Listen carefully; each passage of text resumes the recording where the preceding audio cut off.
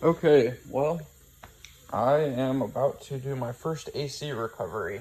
On my 6-door excursion, the front AC works perfect. The rear, because it's an excursion, has a thermal expansion valve instead of the GMs where I think it just runs. So anyways, I've done some AC work before. I have this vacuum pump. I'll have an affiliate link in the description. It works pretty good. I think it's like a 1/4 horsepower or something. But anyways, this thing works pretty good. I ended up getting a Vevor recovery tank, a Vevor, I believe it's a 1 horsepower recovery pump. And then otherwise, I've got my new expansion valve and all that kind of stuff. So what I read online though, because, I'm new to this part of the game, I've also got my low and high pressure gauges, is I saw a comment about pulling a vacuum on that tank before you actually use it. And I didn't think about that until I was thinking about it. And I was like, oh my gosh, what if there's like trash air in there? Because, this should be a sealed system, yada, yada, yada.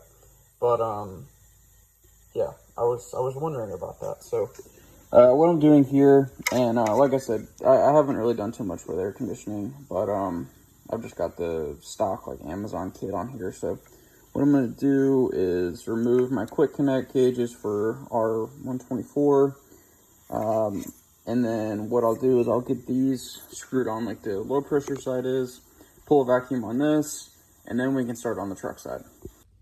Okay, so checking my oil here, that's within spec. That's about how much is left. I've used this once on a vehicle that the AC didn't work, didn't have anything in it, but I replaced the compressor, did the whole deal. So anyways, what we've got here is, I guess we'll crack these open.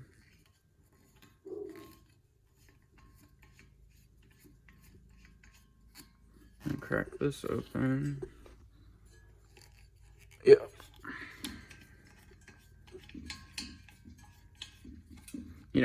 Naturally, if you had recovered it, this would send it through your gauges, but we're gonna have it, so. Open this up.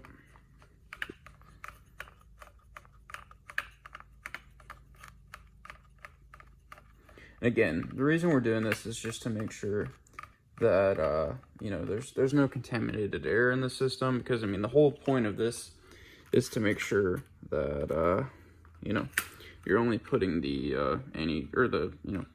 coolant, but putting the, R124 or whatever you're working with back into the system. So, got this plugged in kind of precariously up there. So, got this guy open.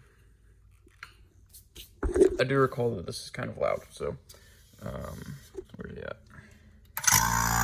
Oh, no, that's not loud at all.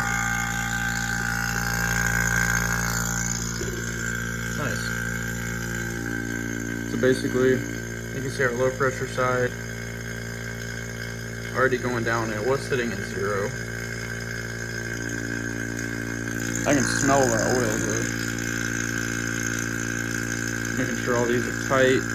I have noticed that there's not really much to these fittings, so I gotta kind of check that. And it is whatever. So I am in a closed environment. I'm gonna shut the door to the house. I don't want to breathe this crap in. And I'm gonna crack my garage door.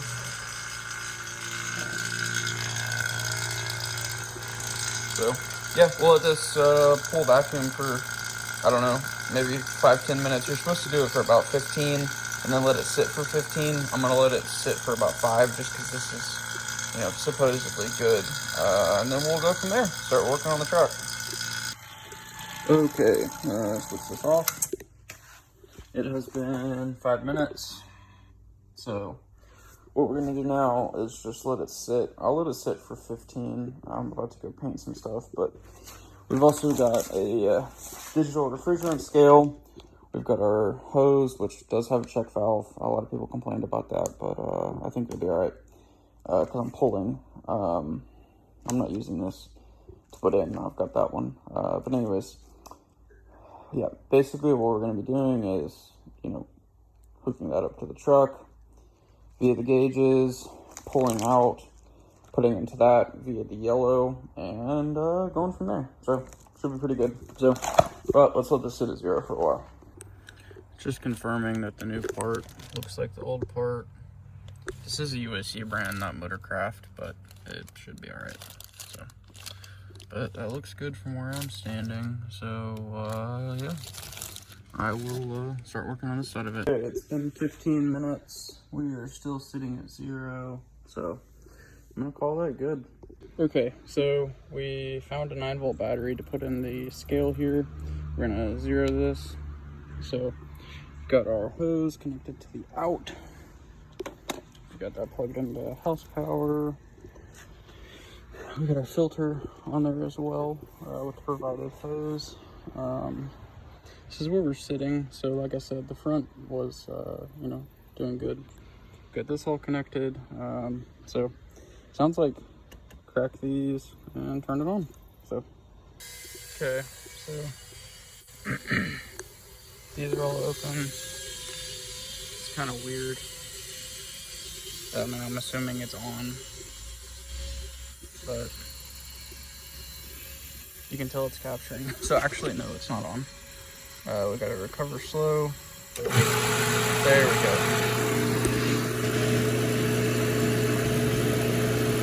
It begs the question, do you need the pump?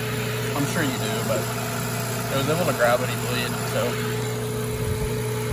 guess we'll let this run for a little bit. Set the timer. Okay, it's been about 45 minutes to an hour, so seems like 49.8 ounces is what we're gonna get.